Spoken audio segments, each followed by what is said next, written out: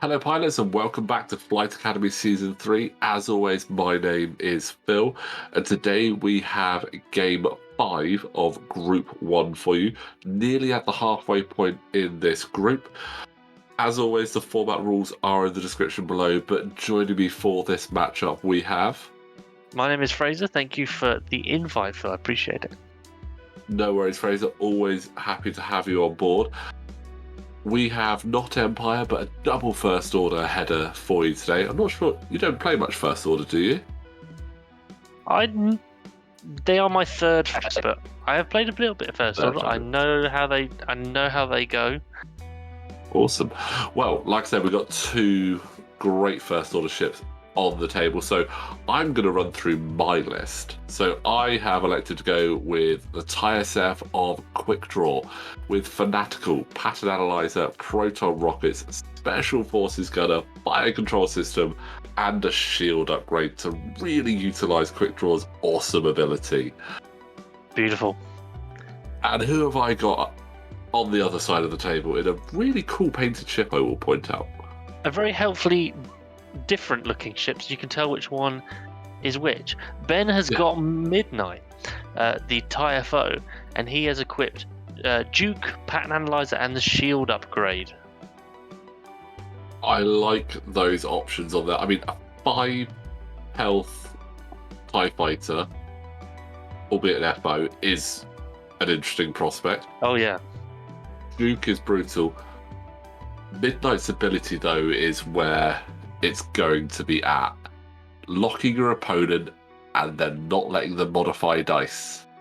It is. That's You've both brutal. gone for the I-6 as well, so there's going to be huge initiative clash. Maybe we'll see some that come into play. Yeah. It's all good. Yeah, it's all going to come down to road and the actual positioning. Both ships are fairly... Like, the TIE-SF is fairly nimble for what it is. And can actually do some good movement. I have the advantage as well of being able to rotate my arc, and despite it even being a linked action, it's white, which is just insane to me. So it's going to be interesting to see what happens. Yeah, every action is a link to rotate, and they're all white, which is really interesting. It's an interesting ship. I absolutely love the fact that it has that. I do kind of sometimes... It's a bit of a shame you don't have rotate as a standard action. You have to link it to be able to do it. Yeah, exactly. Ben has a big decision. Does he try and go for that Duke? Or is he going to be annoying and do that target lock? I think I know. There's that target lock. It's so frustrating. But we have our first little face-off. Range 1. Arc is in the front, so I get the extra. I can't modify. Ooh. But that's 2 shields straight away. Wow. That's a big hit. That is strong. Early doors. That is really helpful. Yeah, definitely hoping that maybe there's a little more that you needed to modify. Yeah. Oh, and Ben electing not to spend that target lock there, which is a risky move. So we're playing that game. Okay. I mean, it is a great... It almost makes that target lock become a defensive mod for Midnight. And it is a great option, especially when... I mean, if he'd have spent that target lock and put damage onto me, then I would have had another shot at him with a focus, which would have been incredibly dangerous for him. So keeping that lock on, it is a good option. It's, I think, one of the things that makes Midnight potentially viable in this format. And it looks like Ben has road there, which I'm actually okay with. I agree. I think you'd prefer him to have it. Yeah. And I was about to say, the TIE-FO, it's a really interesting choice because you can't really stack it out with a lot of points. No. I mean, I believe this build if I remember off the top of my head, I'm just having a quick look. It's about 64. Oh yeah, I was under as well, definitely. Yeah, it's 54 points. Ooh. Now, who's in a better position? I think position-wise, yeah. Yeah, Ben has the evade, so he can. Well, he's caused damage on me, so I'd say I'm in a good position now. So I get to double tap. Can't modify, which is annoying. That's a disappointing shot. Oh, that target lock just came right into play there.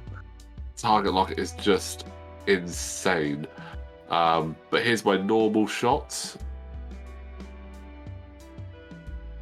And that's actually a proton rocket shot as well.